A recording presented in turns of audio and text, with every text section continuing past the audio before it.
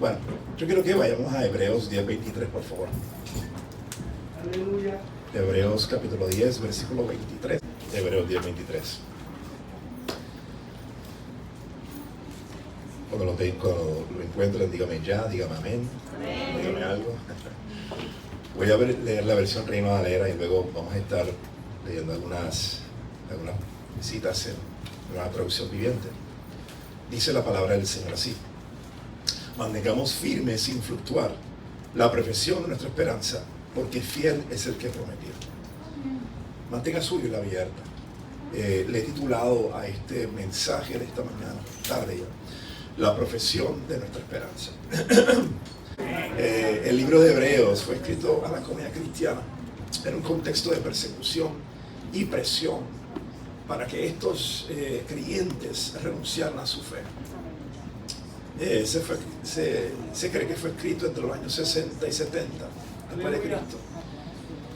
Y quiero que se enfoque más en el texto que en mi voz, pero una de las cosas que vimos o observamos en el libro de Hebreos es que había una comunidad cristiana que estaba enfrentando diferentes circunstancias, entre ellas persecución, pobreza y una presión para que estos creyentes judíos volvieran a la fe judaica, en otras palabras, volvieran a la ley, luego de haber conocido la gracia de Dios por medio de la salvación. Durante este periodo también los creyentes se enfrentaban desafíos y persecución por parte de las autoridades romanas y judías. Así que la presión que estaban experimentando los hebreos no solamente era de parte del judaísmo, sino también de parte del imperio romano. ¿Por qué yo digo esto, hermano? No para realizar un estudio bíblico del texto, sino para explicarles algo que es bien importante que entendamos. Y es lo que el autor de Hebreos quiere exhortarnos por medio de este texto que acabamos de leer. Y es esto importante: que las circunstancias no determinan nuestra fe. Amén. Ahora, el contexto, ¿por qué lo explico? El contexto histórico, porque muchas veces nosotros podemos leer el texto y aislarlo de la audiencia original. Esto es lo que se llama un mensaje expositivo, donde nosotros tenemos que entender primero cómo se aplica el texto a la audiencia a quien el autor de Hebreos le está escribiendo originalmente, y luego cómo se aplica a nosotros hoy en día. Amén. Y es peligroso cuando vamos inmediatamente al texto y queremos sacarlo del contexto. El contexto tiene que ser entendido porque eso afirma más nuestra fe. Amén.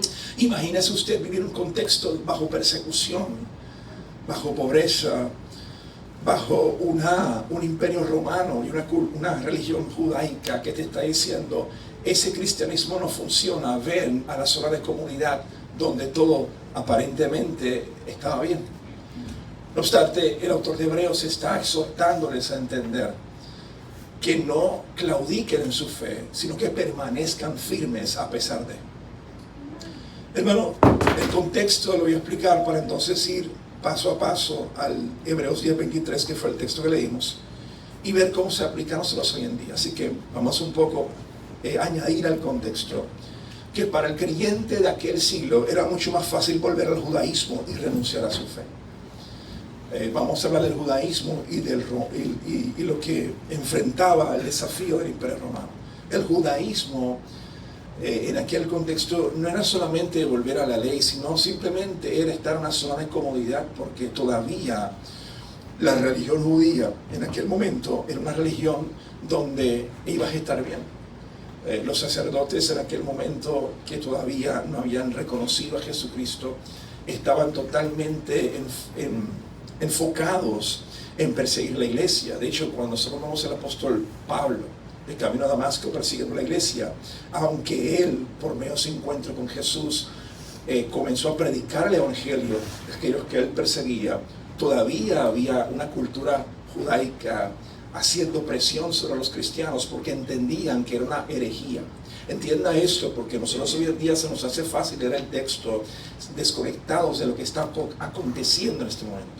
Por otro lado, el hecho de que el imperio romano también enfrentaba o mayormente presionaba a la iglesia de los siglos I y siglos II de renunciar al cristianismo y abrazar la idolatría romana y el gobierno romano, era también estar, como quien dice, enfrentando no una prueba, sino dos pruebas a la vez. No sé si usted se ha encontrado en alguna vez en su vida donde usted está enfrentando desafíos de todas partes. No solamente una, sino una, dos y tres. Y dice, bueno, con una bastaba, como que dos y tres y cuatro. Y precisamente lo que está enfrentando la iglesia, los hebreos, es precisamente de todas partes una clara expresión o prueba que podría de alguna forma hacer que ellos claudicaran su fe. Ahora vamos entonces al texto. Simplemente hice la introducción. ¿Estamos de acuerdo? Ok, bueno. Como leímos al principio en Hebreos 10:23, mantengámonos firmes. El primer aspecto que tenemos que tomar en consideración es mantenernos firmes. ¿Y qué es esto de mantenernos firmes? Mire, para eso utilicé otro pasaje bíblico, aunque no tienen que ir ahí, simplemente lo estoy mencionando para que tomen notas si desean, que se encuentra en el mismo libro de Hebreos 3:14. Para usted entender Hebreos 10, es más, te exhorto en tu casa poder leer el libro completo, es hermoso. Tienes que entender algunos capítulos anteriores, porque Pablo está, y quiero ser muy enfático, yo sé que ustedes estudian mucho aquí con grandes hombres de Dios y pastores, que cuando nosotros leemos la Biblia hoy en día, nosotros lo dividimos por capítulos, pero en aquel momento era una carta completa. Así que cuando nosotros leemos 10:23, por mencionar un capítulo o versículo, tenemos que leer la carta completa para entender por qué el autor está hablando de este concepto. Y en Hebreos 3:14 específicamente dice esto: porque somos hechos participantes de Cristo, con tal de que retengamos firme hasta el fin nuestra confianza del principio. Ya Pablo le ha hablado anteriormente de mantener la fe y está repitiendo nuevamente lo que antes había dicho. Él dice, somos hechos participantes de Cristo. Y por la razón de haber sido hechos participantes de Cristo, por la obra de Cristo en la cruz, es importante que retengamos firmes hasta el fe nuestra confianza desde el principio.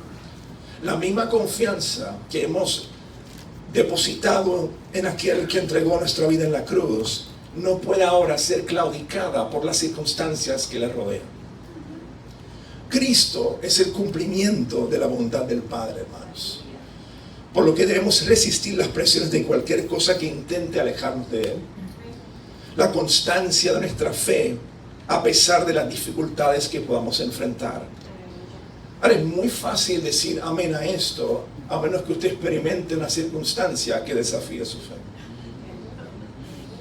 Y a eso voy yo mismo, porque lo que viene a continuación es: nos mantengamos firmes, porque muchos estaban claudicando, fluctuando de la fe en la cual habían confiado.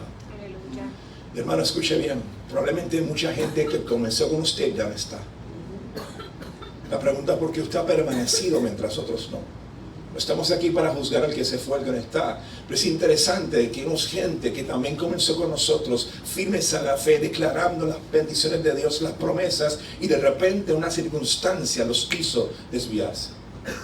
Yo recuerdo, y no voy a decir cuántos años llevo en el ministerio porque voy a delatar mi edad, pero recuerdo que muchos años atrás, una de mis pasiones, ahora estoy en la pastoral, pero yo comencé las misiones y en los jóvenes. Y mucha gente comenzó conmigo. A veces los veo en las redes sociales o me encuentro con ellos en la calle y yo digo, ¿pero qué pasó? Eran líderes, no estamos hablando de gente, eran líderes, dirigían movimientos y de repente pasaron los años y algo hizo que ellos claudicaran. Y es muy triste ver esto cuando tú los miras años atrás y los veías tan firmes en esa supuesta fe y de repente algo los desvió. Claro, yo oro porque ellos vuelvan, pero no deja de sorprender cuando tú los ves. Y posiblemente usted puede, ¿verdad?, compartir conmigo experiencias también de personas que caminaron con usted y ya no están. La firmeza de nuestra fe es estar completamente fijo en Él. ¿En quién? En Jesús. Jesús es el autor y consumador de la fe. Nuestra fe no está determinada por circunstancias, está determinada en una persona. Escuche bien, porque vengo de un bagaje donde muchas veces se creía que podemos declarar 20 cosas y sucedían si están bajo la voluntad de Dios. Dios dice que cuando tú ores conforme a tu voluntad, y si es la voluntad de Dios se la hará, porque a veces las pruebas Dios las puede permitir para afirmar precisamente la fe en la cual descansa tu confianza. Aleluya. Hay mucha gente ha abandonado la fe porque cree que la fe es algo mágico. La fe es una persona. La fe no está determinada por las circunstancias. Hermano, puede estar usted sano o enfermo y usted sigue confiando. Y ese es el punto aquí en cuanto a Hebreos. Entienda, y yo quisiera que pudiéramos, ¿verdad?, tener la máquina del tiempo tipo Back to the Future, ¿verdad?, y trasladarnos a la cultura o al contexto donde este texto está siendo escrito. Y yo quisiera ver cuántos van a mantener su fe. Hermano, yo he ido al otro lado del mundo, he hablado con misioneros en el norte de África, en China, en India, y escuchar sus testimonios a mí me avergüenza. Porque a veces mi fe claudica, no claudica, o por lo menos como que, Señor, como que, no sé cuántos pueden orar, ¿verdad? Vamos a orar por la verdad. ¿Cuántos así como somos David, que David peleaba con Dios? El que dice que no, pero vamos por la mentira al final, tranquilo. Todos nosotros ahora hemos cuestionado, Dios. Y Dios está diciendo, es que mi fe no está determinada por lo que acontece, mi fe está determinada por aquel que dio su vida en la cruz. Hermano, si la única razón, o lo único que hemos recibido de parte de Dios hubiese sido su salvación, es razón más que suficiente para dar gracias, aunque no haga más nada. Y Dios es tan bueno, hermano, que nos da bendiciones que no merecemos. Es por pura gracia. Amén, amén. Así que la firmeza de mi fe, la profesión de nuestra esperanza no está determinada por lo que acontezca. No es estar sujeto a cambios. La vida va a tener altas y bajas. Jesús dijo, en el mundo tendréis aflicciones, pero confiad, yo he vencido al mundo.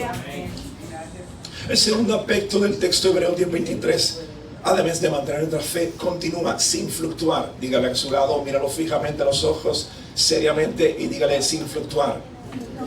Dígale sin titubear, sin vacilar, sin desviarte. Todas estas palabras que acabo de repetir están basadas en la palabra fluctuar. La Nueva Traducción Viviente me gusta mucho, dice sin titubear, sin flaquear. Ahora, hermano, vamos a ser honestos. ¿Cuántos quieren ser honestos en esta mañana? ¿Cuántas veces, a veces las pruebas y circunstancias difíciles han hecho que tú cuestiones, Señor, qué está aconteciendo?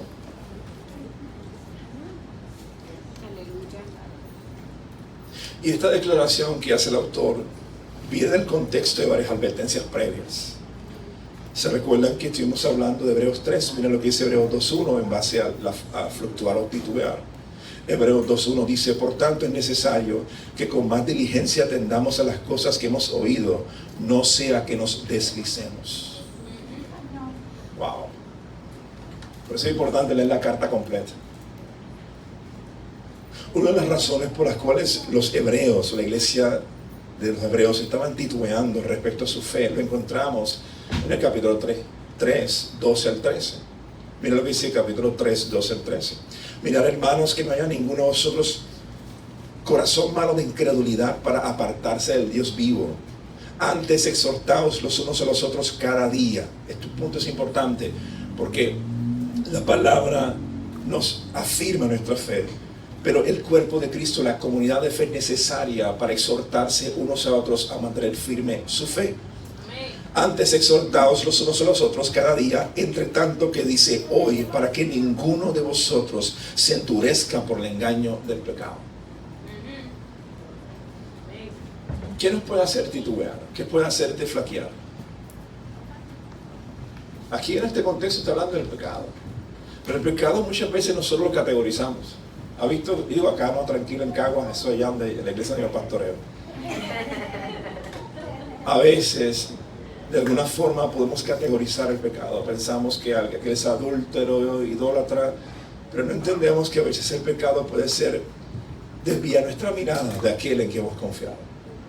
¿Y qué cosas puede hacer que desviemos la mirada? La economía. Había un personaje que no recuerdo el nombre ahora, usted conoce el texto, que decía, Señor, no me des tanto que me olvide de ti, ni tampoco que te maldiga. ¿Ha escuchado esas palabras de sabiduría? Que cuando hay mucha abundancia podemos descuidar nuestra relación con Dios, y cuando hay escasez podemos abandonar la fe en la cual hemos creído. Por eso Pablo decía que en escasez o abundancia, yo tengo contentamiento. Porque mi gozo no depende de las circunstancias. Aleluya. ¿Quién nos puede hacer titubear? Un matrimonio en crisis, el mundo, un diagnóstico, el entretenimiento. Mira, voy a detenerme en algunos para poder explicarlo bien. El mundo, no sé si usted ha estado por lo menos una hora viendo diferentes canales de noticias o algunos videos en las redes sociales, y usted dice, esto está bien mal. Vemos, ¿verdad?, terremoto en Japón, la crisis en la Franja de Gaza. Vemos tantas cosas sucediendo alrededor nuestro que diríamos, esto no hay que lo arregle. Ni hablar de las noticias en Puerto Rico, que no hizo más que comenzar en 2024 y ya los asesinatos se han disparado. O vemos la situación económica, donde hoy en día a nivel mundial el Banco Económico Mundial establece cómo son las directrices del juego, y donde no podemos poner nuestra confianza en aquello que nosotros hacemos, sino en el Dios que nos proveyó. Yo recuerdo en 2008, cuando toda la crisis económica colapsó, prácticamente comenzaron personas en el Wall Street, en el mundo corporativo, a quitarse literalmente la vida, porque habían depositado su confianza en la banca. Pero vemos hoy en día cómo el ciclo, ¿verdad?, y el costo de vida sube, y la economía es cíclica. Un día estás aquí, otro día estás abajo. Vemos las circunstancias, por ejemplo, de una crisis matrimonial. Si yo le paso el micrófono a cada uno de ustedes, posiblemente usted puede contarme un testimonio de por qué vino el Señor, sin darse cuenta que la prueba fue la que lo trajo. De hecho, yo no creo que nadie vino aquí diciendo, yo vine porque estaba tan feliz. No. ¿Alguien dígame? Y no entendemos que la misma prueba que Dios utilizó para acercarte es la prueba que puede afirmar tu fe. Hermano, la fe va a ser probada. ¿Cómo se prueba el fuego? Yo creo que las pruebas evidencian la genuinidad de nuestra fe. Pero hay otro elemento, las pruebas evidencian la genuinidad de nuestra fe.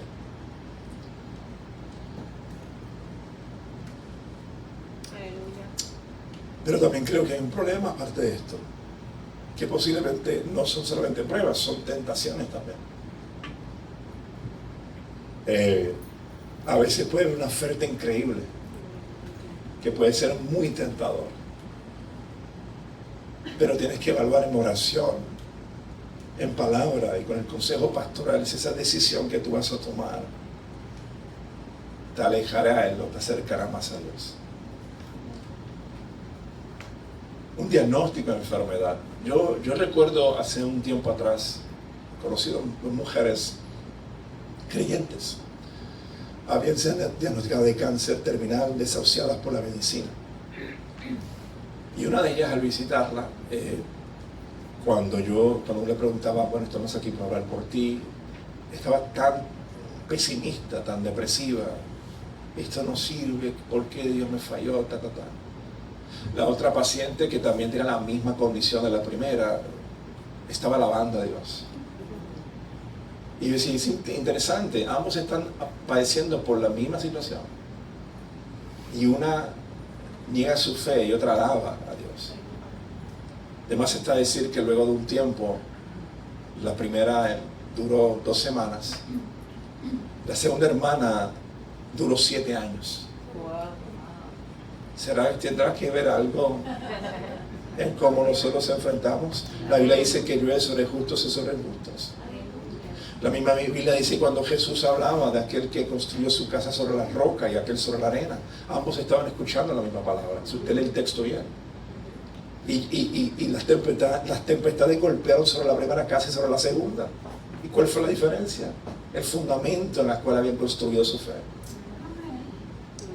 La primera casa había construido su fe en la roca, y la roca ilustra a Jesucristo. La misma roca que Jesús le decía a Pedro sobre esta, y no es el santo apóstol Pedro, sino hablaba, que la Iglesia Católica muchas veces utiliza ese concepto, era con mucho respeto, pero Pedro es Petra, Él es que está utilizando el nombre de Pedro como la roca, que yo soy yo, hablando de Jesús mismo. La primera casa se mantuvo firme, mientras la segunda casa fue un desastre.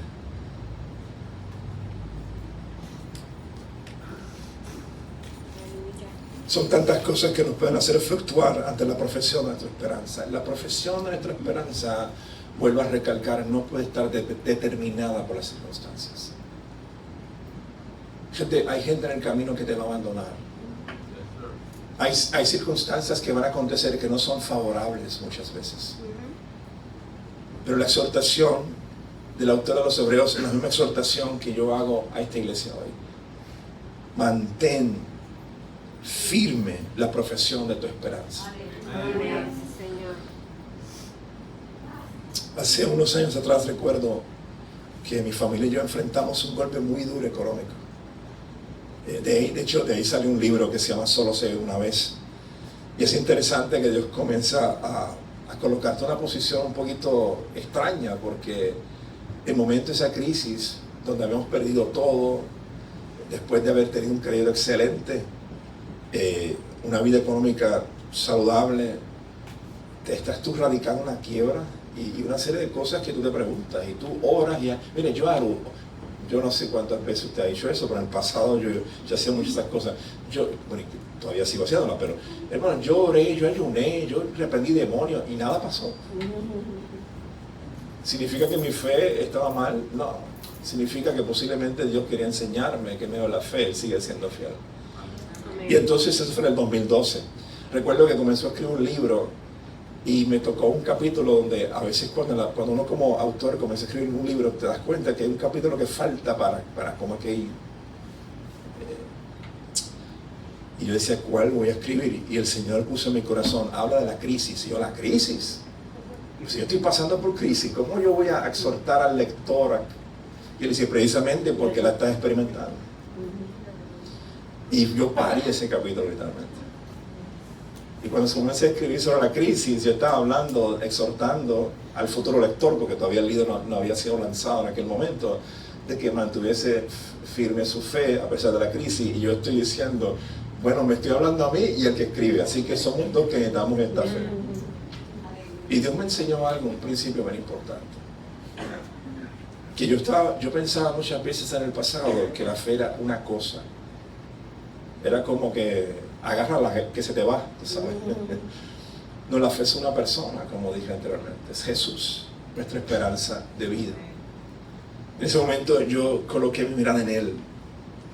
Y mientras escribía con lágrimas en mis ojos, se afirmaba la fe en que Dios habló la verdad cuando dijo que aunque en el mundo yo tenga esas aflicciones, confiar en Él ha vencido el mundo.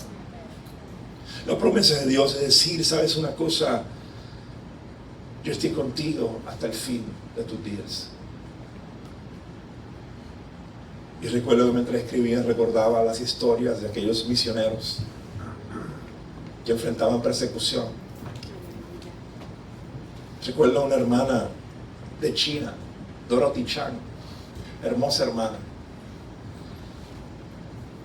Como ella contaba que durante el régimen del gobierno de Mao Zedong, no sé si conocen un poquito, si no búsquenlo en Google ahí, la cultura popular,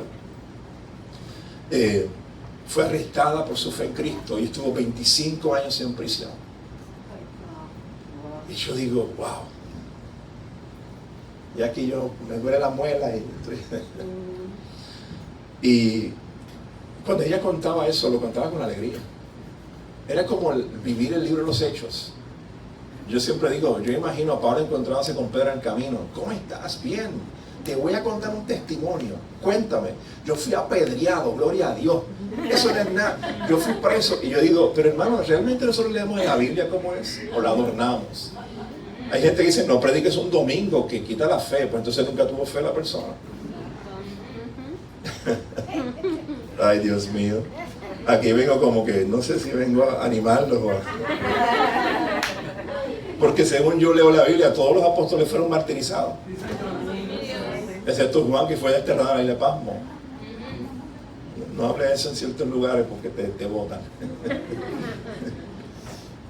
No, hermano, puedo desahogarme como un amigo que soy. A veces a veces me invita a la iglesia y yo digo, ¿realmente usted quiere que yo predique? Le digo al invitado, a que me invita yo.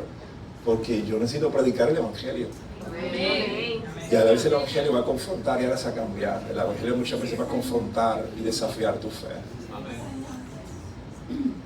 Recuerdo que voy a ir a Dorothy, pero recuerdo que yo comencé en nuestra iglesia, comenzamos como muchos en la sala de nuestra casa y luego nos mudamos y etcétera.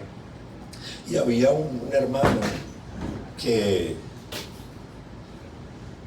él razonaba todo. Y ustedes saben que la razón de la fe no se divorcian. Eso, si conocen un poco de historia de la iglesia, la razón por la que sucedió eso, otro tema lo explicamos. Pero y adoraba a Dios, amado, pero él siempre buscaba las 5 patas al gato. Siempre un hermano así. Pero ¿por qué este texto dice eso? Pero esta interpretación es correcta. Yo este teólogo que no estudió teología. Y yo decía, ok, fantástico, pero me encantaban las conversaciones. Siempre con un café estábamos horas hablando. Y cuando ocurrió la pandemia, él me llama porque había perdido su trabajo, etcétera. Y me dice, gracias, pastor. Y yo, ¿por qué gracias? Porque usted nos enseñó a nosotros a prepararnos en momentos que la fe va a ser desafiada. Y mientras muchos no volvieron a la iglesia, el mensaje de la esperanza en la cual hemos colocado nuestra mirada me mantuvo firme. Y yo en mi mente, yo por el teléfono, pues algo hice bien, qué bueno. Dorothy estuvo 25 años en prisión y mientras yo escuchaba su historia con una sonrisa en sus labios, a alguien se le ocurrió preguntar del grupo que estábamos reunidos con ella, Dorothy, mira, se volvió la voz, fe. Dorothy, ¿y tú no tienes ningún coraje o resentimiento contra aquellos policías que te arrestaron? No. Dice, no, al contrario, les predicaba el evangelio en la casa. Ella cuenta una ocasión cuando a ella le sostienen las 2 manos, sus muñecas, le colocaron 2 alambres de púas con unas baldes llenos de agua, baldes de pintura, y con el peso sostenerlos, hermano, no por un minuto, por varios, y decirles, lo único que tienes que hacer es bajar, ¿verdad?, tus muñecas, dejar caer las pailas llenas de agua, y eso significa que has renunciado a tu Jesús occidental, porque ellos piensan que es un Dios de acá. Pero si tú no le niegas, tienes que sostenerlas. Imagínate el dolor de esa mujer. Y mientras tanto le gritaban, estúpida, y escupían, y ella sosteniendo esa, no sé qué fuerza, eso tiene que ser el Espíritu Santo. Amén. A veces era tan sencillo, no era una tortura, era simplemente firmar una carta negando a Jesús y reconociendo a Mao Zedong como el Dios de China. Una carta, una firma, y te dejamos ir en libertad ahora mismo. La tentación estaba tocando las puertas de su corazón. Y aquella mujer dijo, jamás renunciaré a aquel que dio su vida por mí en la cruz. Él no renunció a mí, yo no voy a renunciar a él. Sabiendo que le iba a tocar un año más de prisión. Y lo hacían todos los años. 25 años. Hermano, ¿dónde está colocada su esperanza en esta mañana? ¿Dónde está colocada su fe?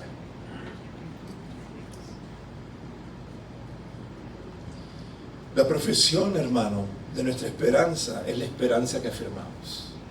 Diga conmigo, la profesión de mi esperanza es la fe que afirmo.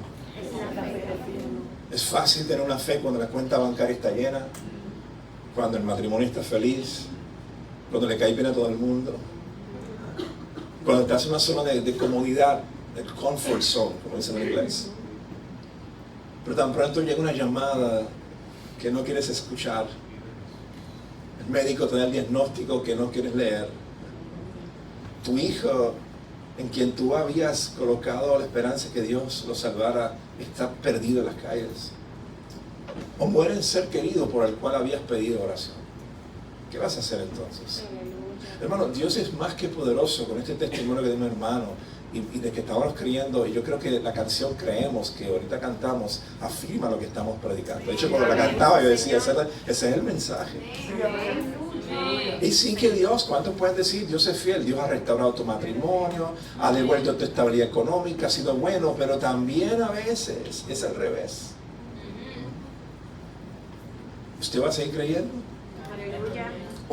O creemos en circunstancias favorables y dejamos de creer en circunstancias desfavorables. Eso es conveniencia, hermano.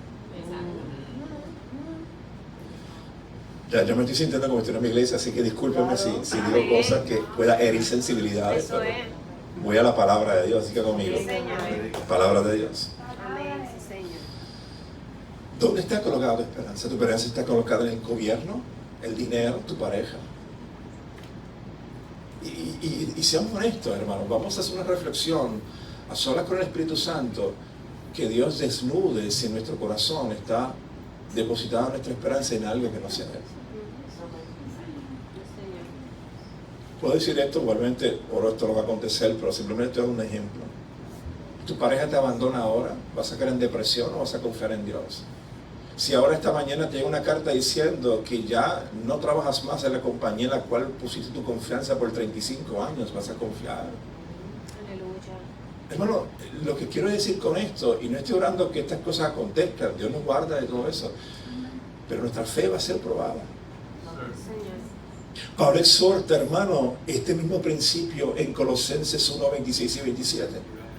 Y tengo que buscar el texto bíblico para que vean que es Michael Colma que piensa así. No vaya, hable con Pablo, con el autor de Hebreo, conmigo no hable. Al final siempre, hermano, ¿usted cree? No, hermano, habla con... Dice Colosenses 1, 26 y 27, el misterio que había estado oculto desde los siglos y edades, pero que ahora ha sido manifestado a sus santos. Los santos son los creyentes. A quienes Dios quiso dar a conocer las riquezas de la gloria de este misterio entre los gentiles, que es Cristo en vosotros, la esperanza de gloria. Mi esperanza no está determinada por las circunstancias que me rodean. Mi esperanza no está determinada por la economía, por el gobierno, por la política, por mi pareja, por lo favorable. Mi esperanza está depositada en Cristo, la esperanza de gloria. La profesión de mi esperanza se llama Jesús. Aleluya. Señor. Puestos los ojos en Él, el autor y consumador de nuestra fe.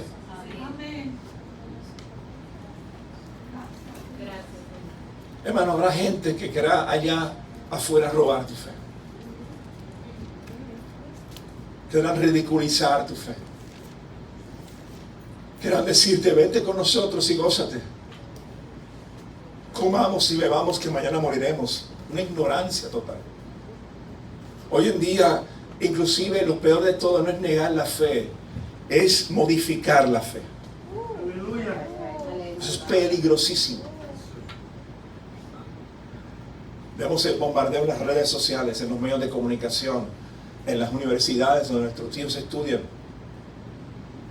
Ya no es negar la fe, ahora es modificarla. Es crear un Dios a nuestra imagen, es terminar siendo como los israelitas cuando Moisés se tardaba. Hagamos un becerro porque algo tenemos que adorar. El famoso becerro de oro, ¿se acuerdan? Hermanos, puedo decir esto con mucho respeto. Yo amo la iglesia de Cristo del mundo, pero lamentablemente muchas iglesias hace rato han claudicado. Es muy triste escuchar lo que se está predicando de los púlpitos, donde domesticamos a Dios, donde Dios se convirtió en una marioneta tipo Santa Claus que tiene que cumplir con nuestros deseos egoístas. Es triste lo que estamos viendo. Por eso tenemos que afirmar nuestra fe en el evangelio bíblico, no en el evangelio de mi conveniencia. Porque si usted quiere un Dios creado a la imagen de la superfe, hermano, hay muchos predicadores por ahí. Más yo sé a los lugares donde asisto. Yo sé que esto es una iglesia que predica el evangelio bíblico. Usted no tiene que ir a buscar nada. Aquí está Pastor Verde. Pero yo conozco muchas iglesias. Y lamentablemente muchos amigos del pasado han desviado. Pero esto no es nada nuevo. Pablo, hermano, el 95% de las cartas de Pablo es hablando de las falsas enseñanzas. de los maestros y profetas que estaban infiltrándose en la iglesia, y Pablo exhortaba: cuidado, no se dejen engañar.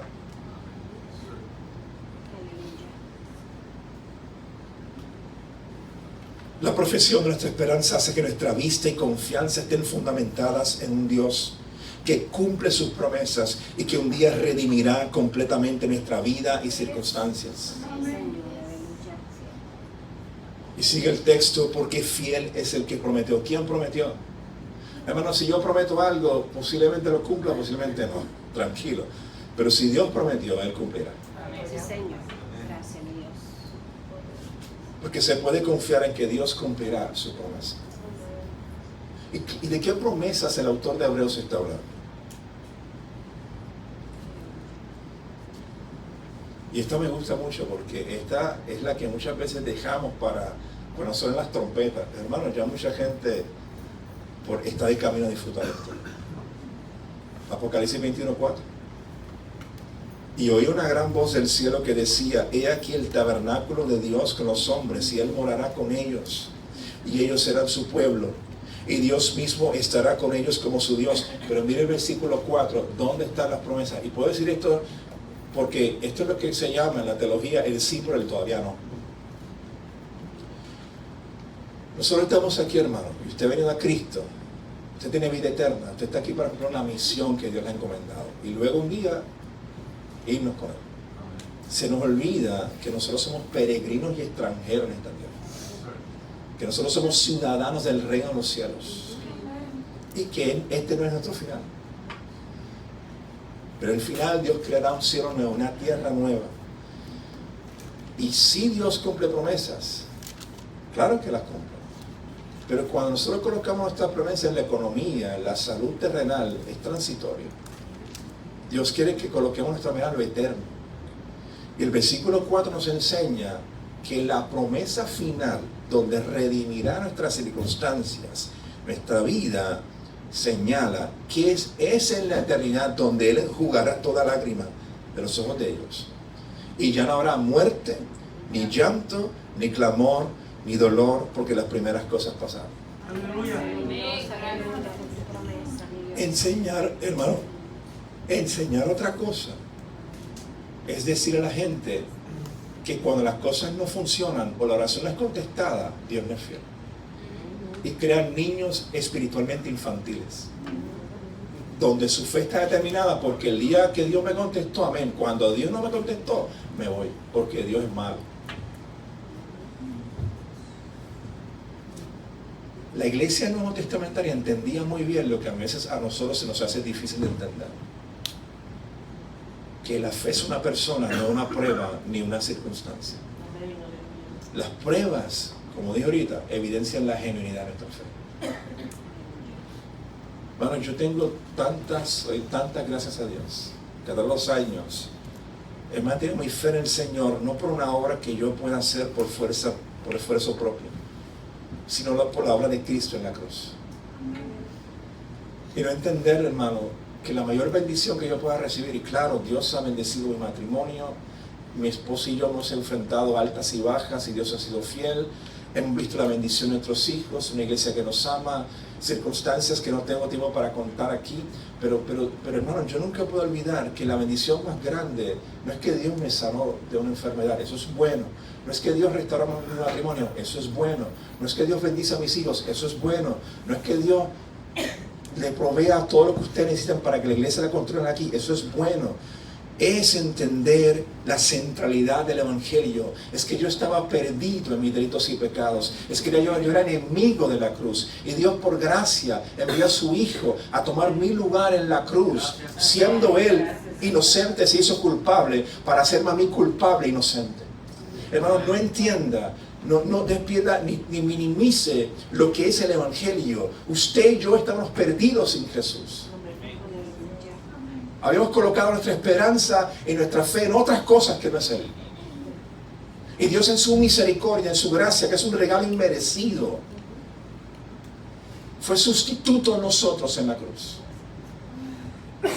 Y digo esto, hermano, con mucho con mucha fuerza y con un corazón empático, pero escuche esto, lamentablemente se ha perdido esto en nuestros púlpitos.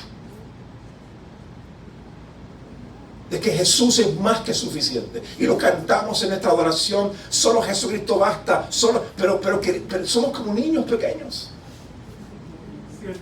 No me diste lo que yo quería, es que lo que te doy, si yo te doy lo que tú quieres, te vas a perder. Es que yo quiero ir para Nebraska, no es Nebraska, es Puerto Rico. Porque María, todo el mundo quería ir para otro lugar. Y Dios está diciendo, permanece firme en la fe. Inclusive hay un texto que dice, tú no has sufrido como los santos sufrieron. Como los profetas sufrieron, hermanos, por hablar la verdad de Dios en los tiempos del Antiguo Testamento. Eras totalmente encarcelado, apedreado y muerto. Tú no has sufrido lo que los hermanos sufren al otro lado del mundo, hermano. ¿Qué significa esto? No está minimizando tu prueba, porque tu prueba es real, mi prueba ha sido real. Claro que sí, hermano. Pero Jesús basta. Él es más que suficiente. Y cuando Jesús es más que suficiente y se convierte en el centro de tu vida, en el amante de tu alma, en la centralidad y la razón de tu existir, hermano, cuando vengan las pruebas, tu mirada va a estar colocada en Él y no en las pruebas. Cuando vengan las tentaciones, tu mirada va a estar colocada en Él y no en las tentaciones. Cuando vengan el entretenimiento que nos roba tanto tiempo, tu mirada va a estar colocada en Él. Señor, aleluya. ¿Significa que a veces flaqueamos? Claro que sí. Pedro flaqueó. No negó ni una vez, 3 veces lo negó. Aleluya. Sin embargo, Jesús le dijo, Pedro, ¿me amas? Y no, incluso se lo dijo 3 veces también.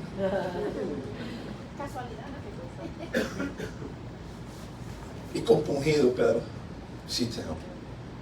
Entonces, ¿por qué estás siendo pescador de hombres, pescador del mar, cuando te invita a ser pescador de hombres?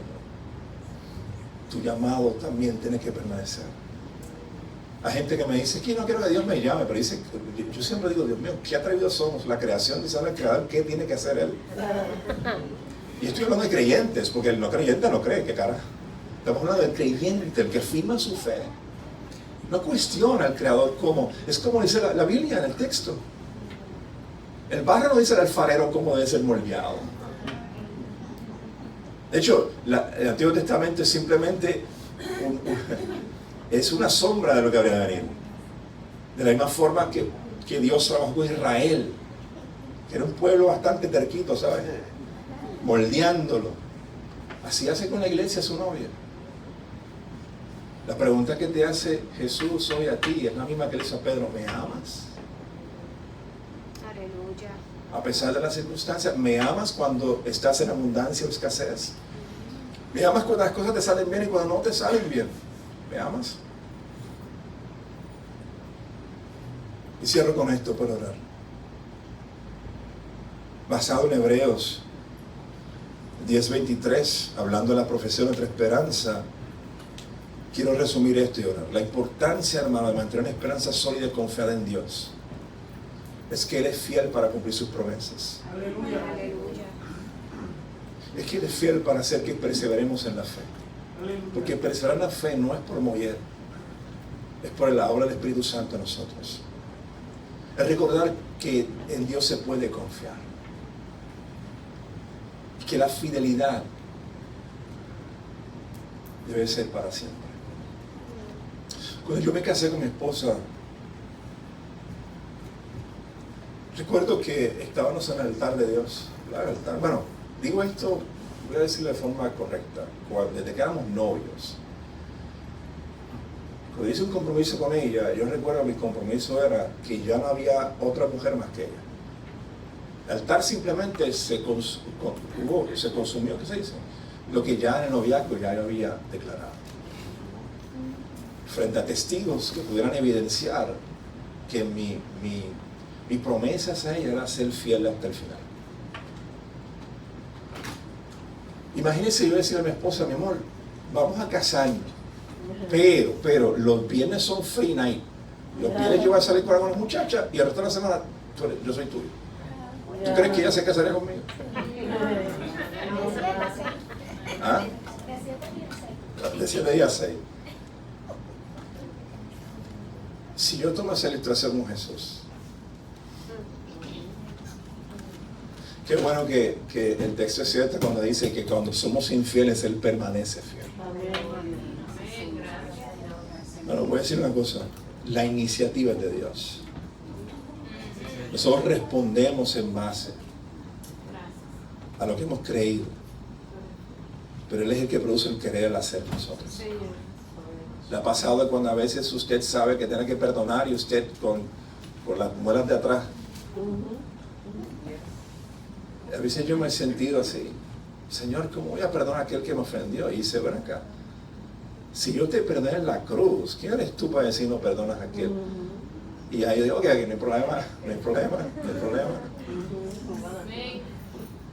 Y Dios pone una paz en su corazón y terminas amando, porque es espiritual, aquella persona que te ofendió.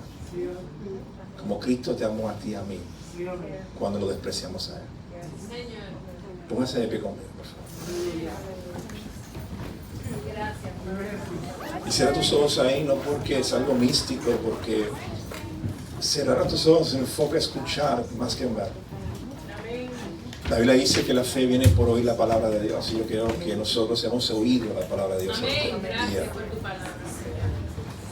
Mi exhortación de esta oración es cómo responderemos a ella. Padre, damos gracias por tu fidelidad y tu misericordia. Señor, tú eres la profesión de nuestra esperanza. Así como muchos hemos profesado oficios, llamados, tomé en profesión la esperanza que eres tú. Esta mañana yo te pido que si hay alguien aquí que está enfrentando una prueba, tentación, circunstancia, si es meramente el entretenimiento que lo has desviado de ti, Señor, yo en el nombre de Jesús que volvamos nuestra mirada a ti, Señor. Tú eres el autor de nuestra fe. Tú diste tu vida por nosotros hace más de 2000 años atrás. Aún sin nosotros merecernos, Señor. Tu palabra dice que estamos destituidos de la gloria de Dios. Que cada quien tomaba su propio camino, apartados de Él. Pero por amor tú enviaste a tu Hijo a tomar nuestro lugar. Cansados de vagar en aquel desierto de la vida donde habíamos colocado nuestra esperanza, nuestra fe en circunstancias transitorias. Llámese la economía, llámese el gobierno, llámese una pareja, llámese lo que sea. Fuimos defraudados y decepcionados. Porque al final nos damos cuenta como creación que hay un creador que hizo los cielos y la tierra, que nos invita por medio de su sacrificio en la cruz a colocar nuestra esperanza en ti. Padre, perdónanos cuando en ocasiones nuestra esperanza fue colocada en otra cosa, sustituyéndote a ti, Señor. Hoy como iglesia alzamos nuestros ojos hacia ti, Jesús, nuestra esperanza de vida, que tú eres la profesión de nuestra esperanza, que nos mantendremos firmes sin fluctuar, precisamente por la profesión de nuestra esperanza. La razón por la cual nos mantendremos firmes en la profesión de nuestra esperanza es porque fiel es el que prometió. Y tú has prometido, por lo tanto eres fiel. Danos fuerza, Señor, a mantener firme nuestra fe en medio del tiempo que nos queda en esta tierra, para que cuando un día nos encontremos cara a cara contigo, tú puedas responder y decir de esta forma: buen siervo, no poco has sido fiel, entra en el gozo de tu Señor. Y cuando lleguemos a esa eternidad, Dios, que nos tomemos con una decoración hermosa, porque hay una boda que se va a celebrar, y asombrados de tanta hermosura, porque no hay una decoración más hermosa que aquella boda de la eternidad. Digamos, ¿quién se casa? Y allí el amado Jesús aparecerá de repente. Yo pienso que no solamente Él nos jugará toda lágrima que hemos derramado aquí en la tierra, sino Esas lágrimas se convertirán en fuente de alegría y bendición a ver que aquel que nos amó con amor eterno lo recibe y digamos, Señor, ¿cómo es posible con Dios tan santo, tan digno, se fija en mí? Dios, no hay explicación lógica que pueda responder esa pregunta, por más que le busquemos respuesta, Señor. Y allí tú irás, porque yo creo que quedaré petrificado de tanta emoción. Secarás mis lágrimas, las lágrimas de tus hijos y tus hijas en esta mañana, y aquellos que están conectados por la internet. Y allí en aquel lugar donde no hay llanto, ni muerte, ni dolor, ni enfermedad, viviremos eternamente contigo. Mientras tanto, Señor, fortalece nuestra fe día a día. Desde que nos levantamos hasta que nos acostamos, Señor. Y aunque vengan los golpes de la vida, las circunstancias difíciles, cuando contestes, cuando parece que estás en silencio, podamos recibir la respuesta que Pablo recibió cuando aquí al aguijón oró 3 veces y tú respondiste: bástate a mi gracia, la gracia es suficiente, porque tú eres suficiente. Gracias, Señor.